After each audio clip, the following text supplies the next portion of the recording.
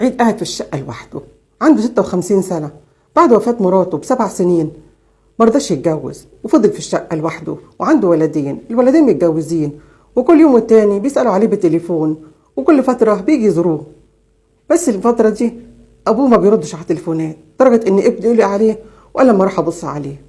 أما راح خبط عليه أبوه ما فتحش، بس هو كان معاه مفتاح احتياطي، فتح الباب ودخل يدور على أبوه وينده لغاية ما وصل لأوضة النوم، لقى أبوه مطعون طعنات ومقتول. الولد استنجد بالجيران اللي جم يجروا واتصلوا بالشرطة، والشرطة أول ما جت كل همهم يشوفوا الأبواب والشبابيك، اللي دخل ده دخل عنوة بالعافية ولا عم عيد هو اللي فتح له. ولما بصوا على الشبابيك ما لقاش في أي عنف، والباب ما فيهوش أي عنف، يعني اللي دخل عم عيد عارفه كويس جدا وهو اللي فتح له الباب بنفسه. جه الحاجة التانية، الشهود، مين اللي شاف حد داخل لعم عيد؟ مفيش حد، أي حد شاف غريب داخل عند عم عيد. هنا شهادة الشهود ما فادتش بحاجة. طب والكاميرات برضو لقوا المنطقة دي دول على الأماكن كلها ما فيهاش كاميرات تثبت حاجة، وهنا الموضوع كان هيبقى ضد مجهول وحق عم عيد هيضيع. بس الشرطة انتبهت لحاجة، عم عيد كان في ايده موبايل، اكيد بيستعمل تطبيق من التطبيقات اللي هي بتاعت المحادثات والحاجات اللي الشباب ماسكينها اللي من دول واللي بيتسلى عليها الكبار.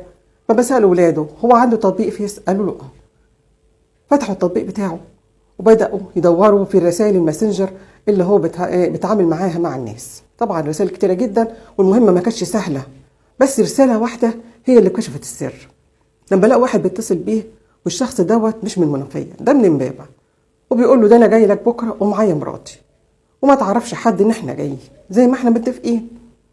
وهنا قدروا يجيبوا الراجل ده اللي طبعا انكر كل حاجه وقال انا ما اعرفش عم عيد. ولما مروا الرساله قال ما نعرفه بس بزوره من وقت للتاني، وطبعا مع الضغط عليه قال الحقيقه كلها، وهي ان عم عيد الراجل الوحداني دوت كان بيتسلى في مواقع التواصل، واتعرف على الشاب ده وبداوا الاتنين يتكلموا مع بعض، وعرف ان عم عيد قاعد لوحده وزوجته متوفية ومحتاج ونس. ففي يوم عرف منه ان هو معاه قرشين وان هو عايز يتجوز عرفي. الولد قال له انت هتتجوز عرفي؟ انا متجوز عرفي اهو، يبقى انا وانت. طب انا معايا واحدة، بدل ما تصرف على واحدة تانية اللي موجودة معايا هتقضينا انا وانت. عم عيد بقى مستغرب ازاي؟ قال له انا هجيبها معايا، بتبقى يوم معاك ويوم معايا، ويا عم بدل ما تغرم حاجة ادهن انا واصرف عليها اللي انت عايزه. عم عيد عجبته الفكرة وعجب الحرام، رغم ان هو راجل كبير في السن، بس الحرام شو بيوصل لايه.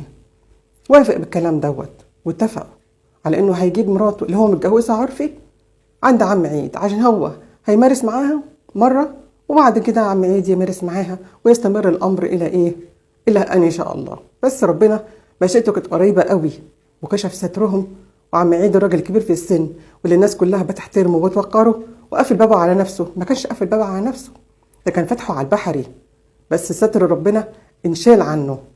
عيد كان بيعمل علاقات عن طريق مواقع التواصل دي، ولما ربنا اراد ان هو يزيل ستره جه الوقت، والراجل اللي هو كان اتفق معاه انه هيجيب له مراته المتجوزها عرفي اتفق مع الست دي على قتل عم عيد لما عرف ان هو معاه مبلغ من المال. فقال لها احنا هنروح ونعمل نفسنا ان احنا هنقضي ليله وبعد كده هنعمل حاجه تانية. وفعلا الولد راح وعمل اللي هو المطلوب يعملوه، ولما عم عيد خد دوره الولد دخل على الدولاب وبدأ ينكش ويدور. عيد انتبه وعرف ان هو هيسرقه، وهنا قامت الخناقه بين عيد وبين الولد اللي هو الحرامي ده.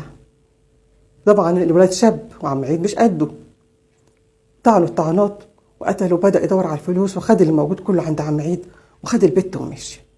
لا فيش كاميرات تشوف عرفت حاجة ولا في شهود شافوهم، وكان الموضوع ممكن ينتهي على كده، بس ربنا سبحانه وتعالى أراد، وإرادته مفيش حد يقدر يمنعها.